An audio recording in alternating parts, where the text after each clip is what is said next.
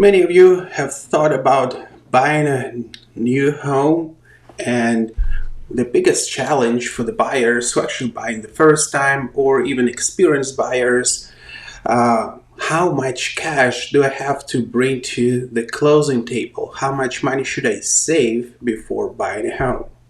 My name is Roman Ivanov. I am a real estate agent with Coldwell Banker, and in this video I will explain in details how much money do you need to bring to the closing table and how you can save when you're buying a home. So let's break it down.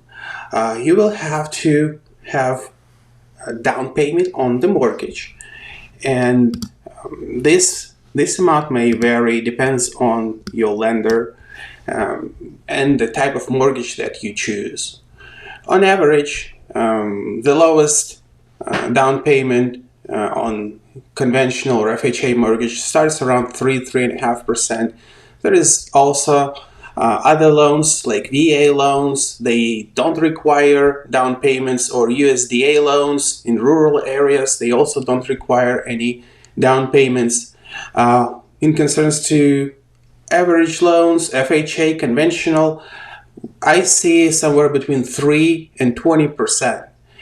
We'll get deeper into different type of loans, and I'll have a lender with me on this topic so we can go deeper in this conversation in regards to different types of loans. But as a part of your down payment, we're definitely going to see that charge on your closing statement. But even if you put in 20% down on $100,000 home, it doesn't mean that you only pay $20,000. There is also other closing costs associated with buying of your home. So what that includes, that would be your closing fee that you pay to the closing company. There is an attorney who would come out to closing and process all the paperwork and close the deal so the property transfers to your name. For all this, you will be paying to the closing company as a part of your closing cost, as well as you will pay lender's premium, and this would be on the top of your down payment. You paying the down payment as a part of your mortgage.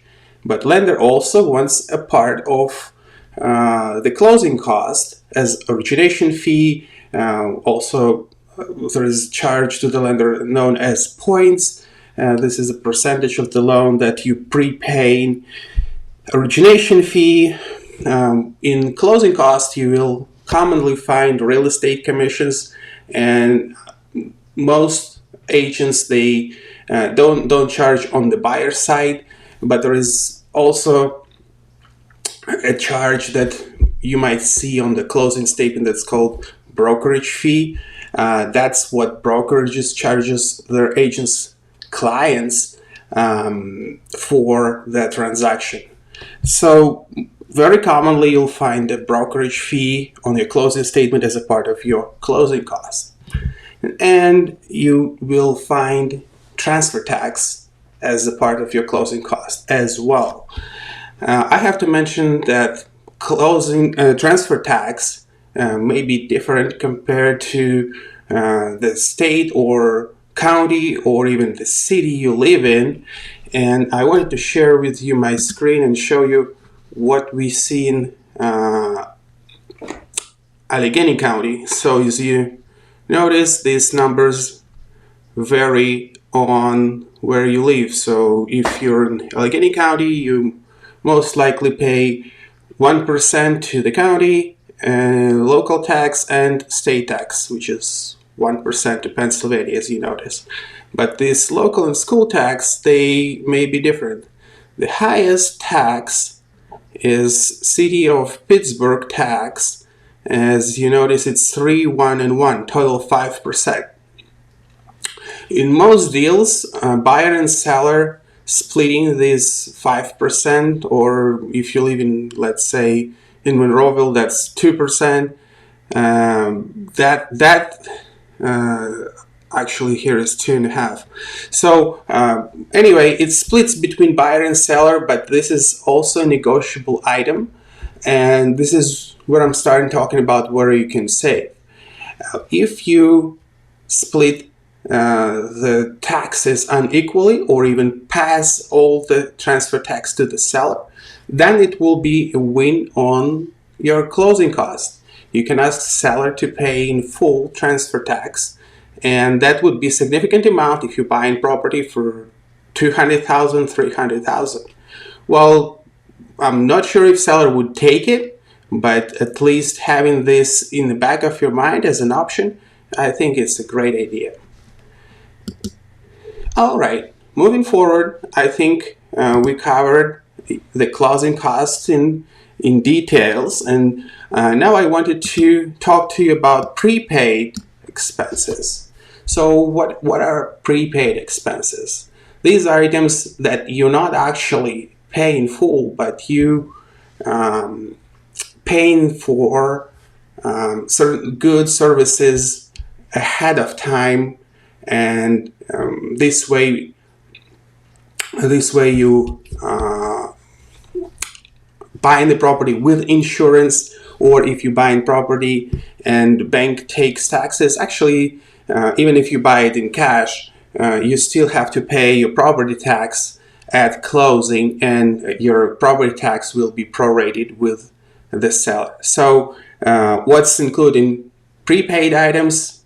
Your property tax, your insurance. It depends on what's your insurance carrier. You can negotiate with insurance company a lower rate, and this item will go down.